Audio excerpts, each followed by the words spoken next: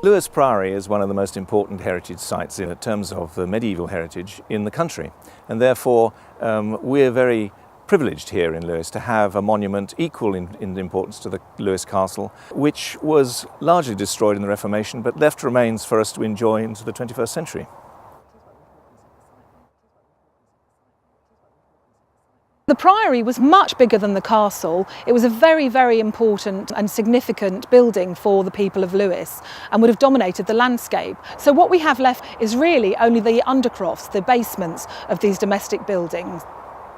The church itself was on a higher level, and so one of the challenges is to bring this to life for people, to explain what it would have been like when the Priory was in its heyday.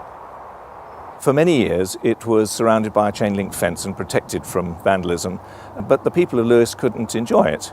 And the trustees at the time took the bold decision to take the fence down, put in paths and interpretation boards, and allow the public fully to enjoy this wonderful monument. And the proof of that is how much they do come here and how much they appreciate what's been done. This project started with the paths and the boards, and it's just come alive. It's rather like a fairy tale. It's such a happy place to come now. The ruins have been restored in a way which gives you a really clear idea of how it used to be, and I find it quite an inspiring place. It's lovely to walk through and think that, you know, this was a very thriving, self-contained community 1,000 years ago nearly. We don't have an interpretation centre, we don't have any facilities on site, and so on our interpretation panels we have some fantastic illustrations to show people what an important place it was at the time. Lewes Priory Trust is run by trustees who manage Lewes Priory for the Town Council, who own the site. And we do so with a small grant from the council for maintenance, and then it's our responsibility to look after the site and to develop projects which will bring the Priory and the park to the community and engage with school children and the public on a nationwide basis. I mean, there's so much history and storytelling, and they also put on a medieval banquet. It was just incredible. And then, of course, last weekend we had the candles. Every time I come, whichever season, there's something very magical to enjoy. I used to go to the conker tree just over there, and it was kind of fun to pick up all the conkers. And we also use this space for a drama production. We've got this huge space, and it's such a great thing to be in such a historic monument. And it was fantastic just to see all of it and perform in all the different blocks of the Priory, so that was really fun. Over a couple of weeks it turns red.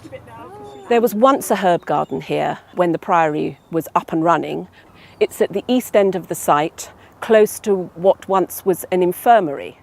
The herb beds are divided into 3 uses: medicinal uses, culinary uses and uses for the household. These gardens disappeared after the dissolution.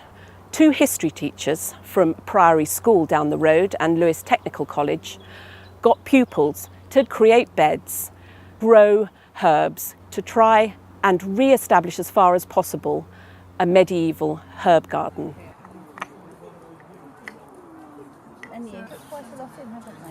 We want the Priory Herb Garden to be central to the experience of the people of Lewes and for it to be as relevant today as it was to the monks in the 11th to 15th centuries. The Heritage Lottery set great store by communication with the public and educational projects. Our education officers have done a fantastic job in getting further funding for educational projects with all the local schools. They go out and have workshops and do visits to the Priory with the children dressing up as monks and learning about the history, and this has been a terrific success. One of the aims that Lewes Priory Trust has is that all the children in Lewes and the Lewes surrounding area would come to Lewes Priory at least once during their education time in Lewes to experience this wonderful site. Early part of their session, we let them just run around in the Priory. And then when they come back to us, then it's their Priory. They actually own the landscape. And that's what we want to happen, is we want people in the locality to own this and see that as their Lewes Priory. And then they found this person that he would only surrender to. Stay here with all my soldiers and my brothers. And what do you say? How many soldiers do you have? Cool. The King and Simon de Montfort fighting. Why is that? Can anybody tell me why was that? Yeah? Because the King isn't spending his money fair. Absolutely. Priory was a really big place with enough space for the King and all his soldiers. So the King and his soldiers went to the Priory. So how about that, bring the Priory with all the monks in there? Choose one monk to be the main monk. Yeah, that one. At Saint-Pancras, we're committed to holistic education, where we really consider the whole child. We're always looking for opportunities to maximise their learning. We always try and establish what it is that lights the children's fire. We've been learning how to act like monks and what they were like. That we had to be silent and you were only allowed to talk 15 minutes in a day.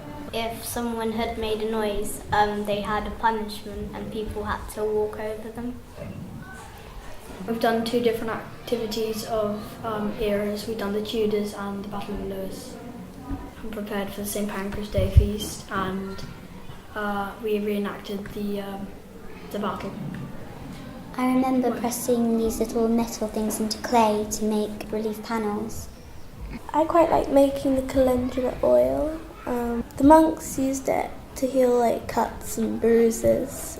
It's just quite nice to find out about the Priory and what's been happening when it was still up and running. The opportunities that we've had in working with Lewes Priory Trust has enabled the children to really see links across the curriculum. They've wanted to read more, they've wanted to write more. It's enabled them to then look further into their learning. And actually what it's really done is it's promoted independent learning, because even after the projects that we've done, the children have come back to us really inspired and telling us facts that actually even the teachers didn't know the answers to. The children were really able to develop their historical skills, their knowledge and understanding of the Battle of Lewes. They were able to apply those fundamental skills of mathematics, literacy, their writing, their reading comprehension. You can just walk around there and find out more. We get involved with it. They're very good at telling us information and we understand it. We have so much fun when they come. You don't make it boring. We love having you. We've just had our recent results, which have been fantastic, and I really do think that part of those results come from the direct experiences the children are given. So it's about really promoting the creative approaches to learning. It's a well-used and very well-loved space now, compared to how it was, which is a pile of old stones. It's a very happy place. We've had some fantastic feedback from people who come to visit, the general public, schools, people from the local college. They have all been fascinated by what we're doing here and really interested in the history, in the site, and also enjoying using it for art projects and sports activities. Plays, concerts, fairs. We've had people come and have wedding pictures taken here, which I think is a wonderful way of using this beautiful site, not just for educational, historical purposes, but as part of the Lewes landscape.